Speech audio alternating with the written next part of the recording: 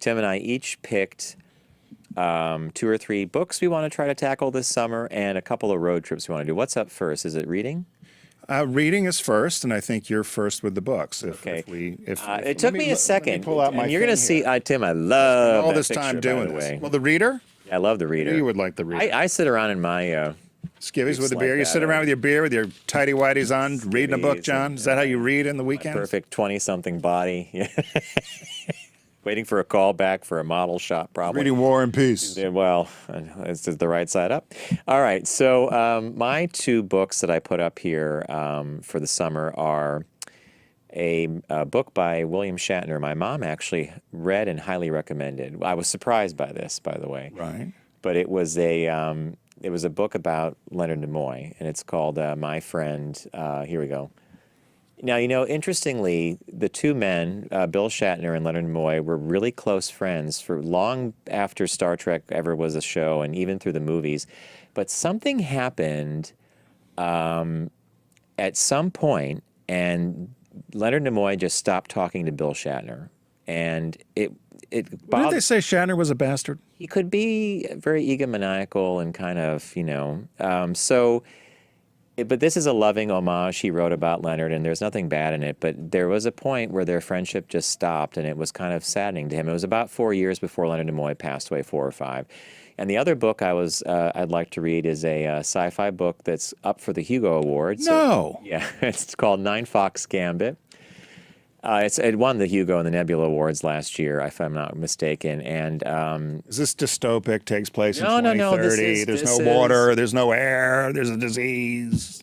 It's cold and lonely. And you're describing America in a few years with "Make America Great Again," right? So no, we're living in dystopia, folks. You don't need sci-fi Or is this a for trip this. to Jupiter or something? What's this one? no, What's this the is- premise on this one?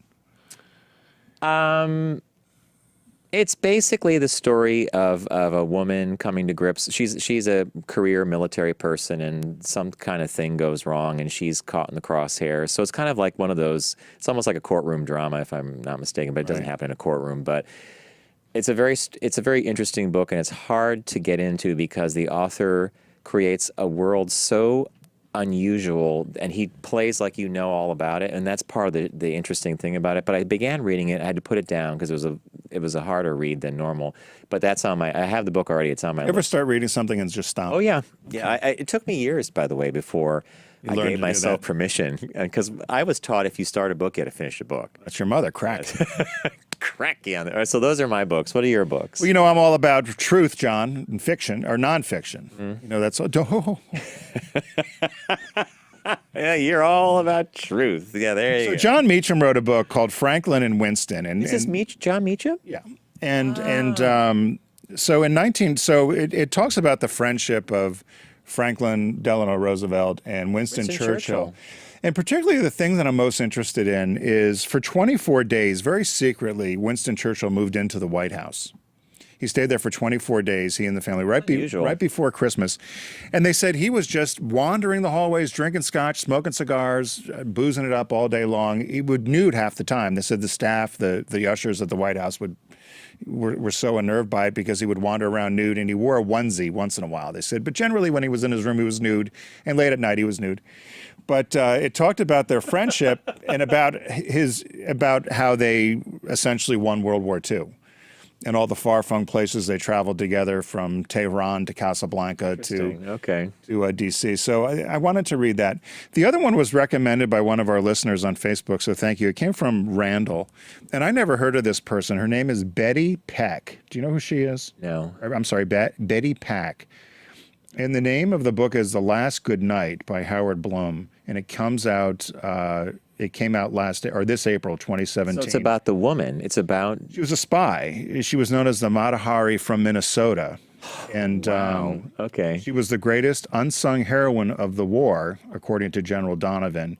She was a charming, beautiful, and intelligent spy, and she knew it. As an agent for Britain's MI6 and America's OSS.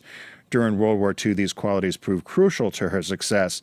But there was just a bunch of unclassified information that had been released, and they pieced together this woman's story. Wow, Which I thought was good interesting. recommendation. So that was from That came from Randall in California. Thank you, And then the Randall. third one that popped up for me, I've always loved him. I guess it's kind of we in both do. Yeah, and it's kind of, he just moved to Southbury. He and his husband. Seriously? Where we grew up. And so Augustin, everybody says it differently, Burroughs, this is his latest book that just came out called Lust and Wonder. Looks like it's delivered in a pizza box. Yeah, and it's about so a lot of his stuff is very memoir and He kind of pioneered observation, the whole right? And running with scissors was Sedaris does, they all are doing these sort of, or they've all done these sort of memoir things. I like Burroughs though better than Sedaris for whatever reason. I like the writing. He's also been a guest on our show a number of times, but this one is about kind of all his loves and losts. So kind of getting involved in relationships and what happens and things that were successful and things that weren't so successful. Sometimes when you stay in relationships too long and what happens and transpires. So I'm looking forward to picking this up. It just came out March 27th, I think was the actual release date. So that was another one I thought of for the summer.